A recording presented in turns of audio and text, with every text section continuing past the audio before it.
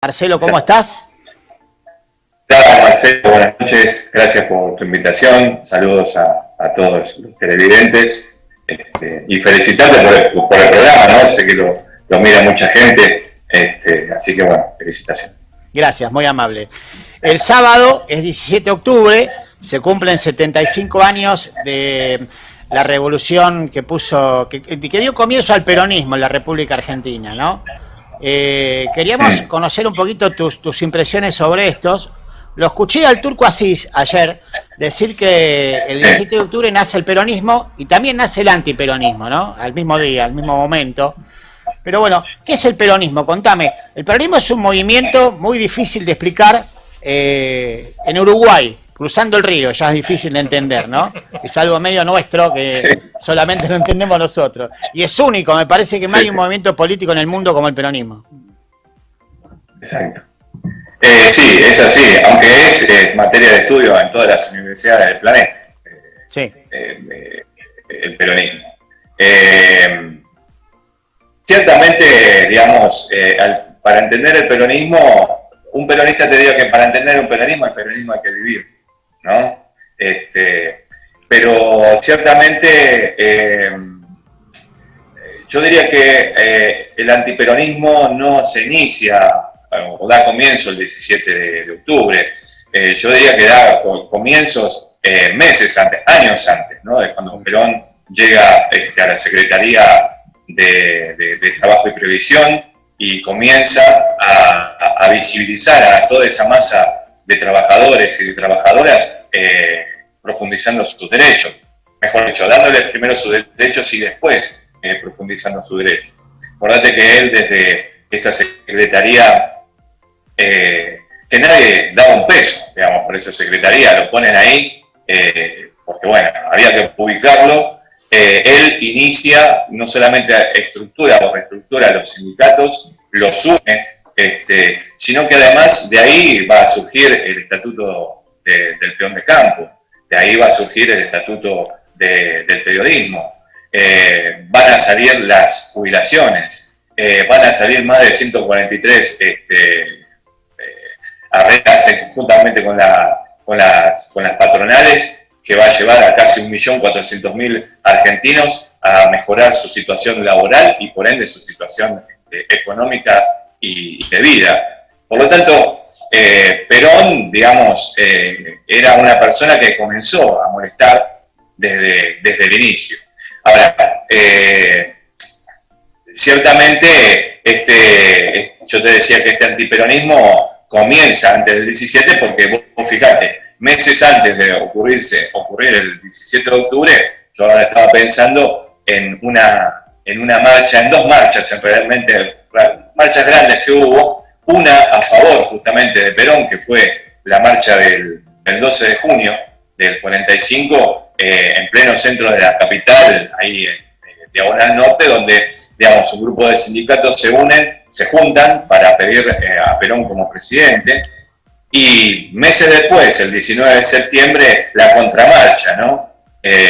Una marcha que llevó por título Marcha de la Constitución y de la Libertad, que marcharon, digamos, de la clase media, media alta y la clase alta, que marchó justamente desde el Congreso hacia Recoleta, a la casa del expresidente Rawson, general Rawson, fue el que le dio justamente el golpe al presidente Castillo y por eso, digamos, llegaron los militares y con ellos Perón, a pedir, a darle su apoyo y a pedir otra vez que vuelva al poder. No, ahí Rawson sale al balcón, ¿no? Y le agradece a las personas que estaban ahí. Por lo tanto, digamos que en todo caso yo diría que el 17 profundiza, ¿no es cierto? Profundiza este antiperonismo, este odio, ¿no? Que es un odio hacia una clase, no es solamente hacia lo que significa el peronismo como ideología o como movimiento, es un odio de clase social, abiertamente. Acordate que el 17 de octubre la oligarquía y los conservadores llamaban a la gente que venía, a los trabajadores y a las trabajadoras que venían de la zona sur de la provincia de Buenos Aires, ¿no? Los llamaban el aluvión zoológico. sí. Acordate de eso, el aluvión zoológico, ¿no? no eran personas, sino que eran animales. Y esto, digamos, a lo largo del tiempo, 75 años después, ya en el presente, sigue de la misma forma. Por supuesto, cambian los actores, pero los intereses de este sector social siguen siendo lo mismo, ¿no? Y siguen siendo tan despreciativos respecto a una gran parte del pueblo, ¿sí? Como lo era hace 75 años atrás. Yo me acordaba, mira, el titular del diario Crítica, que titula en primera plana, cuando lo meten preso a Perón, titula en primera plana: Perón ya no constituye un peligro para la Argentina. ¿Me entendés? Sí. Vos cambiás, venís 70 años al presente, cambiás Perón por Cristina Fernández de Kirchner, ponele, y tenés lo mismo. O sea, que los intereses de estos grupos, que antes eran monopólicos y ahora son oligopólicos, ¿sí? Siguen siendo los mismos. Siguen siendo los mismos. Y entonces pretenden, como pretendieron hace 75 años atrás, y ponen, digamos, a los distintos gobiernos o a los distintos presidentes, ¿sí? Que le toque el lugar. Y bueno, mucho más cuando son peronistas, ¿no? Porque por esta idea de que es un movimiento nacional y es un movimiento popular. Que no es popular, Dejando, Marcelo, dejando de lado la grieta, hay que decir también que el peronismo es un movimiento político que le cambió la vida a mucha gente en la Argentina. Sí. Mucha gente accedió a su primera casa, a un primer trabajo. Muchos chicos vieron por primera vez una pelota de fútbol. Muchas mujeres tuvieron una máquina de coser. Fue un movimiento, además de político, social, importantísimo. De movilidad, lo que se llama movilidad ascendente, ¿no? ¿no? Esa movilidad ascendente ya se aplicaba a partir del año 33 en los Estados Unidos con el gobierno de Roosevelt, claro, ¿no? Y la apuesta, digamos, del plan keynesiano, digamos, es un invento del peronismo eso. Eso se ha aplicado en muchas partes del mundo. La Europa de la posguerra, de la Guerra Mundial, aplicó justamente esto. O sea, ¿a través de qué? Y a través de planes económicos desarrollados, por supuesto, vos decís, sí, pero Marcelo, hubo una gran inyección de dinero de los Estados Unidos. Sí, es verdad, hubo una gran inyección. Pero muchos países, como por ejemplo Alemania, ¿sí? Occidental, ¿no? Estamos hablando, en ese caso estaban divididas, pero por ejemplo Italia y otros países más, aprovecharon esto a través de la aplicación de políticas que vos podés decir, bueno, son políticas meramente peronistas, ¿sí?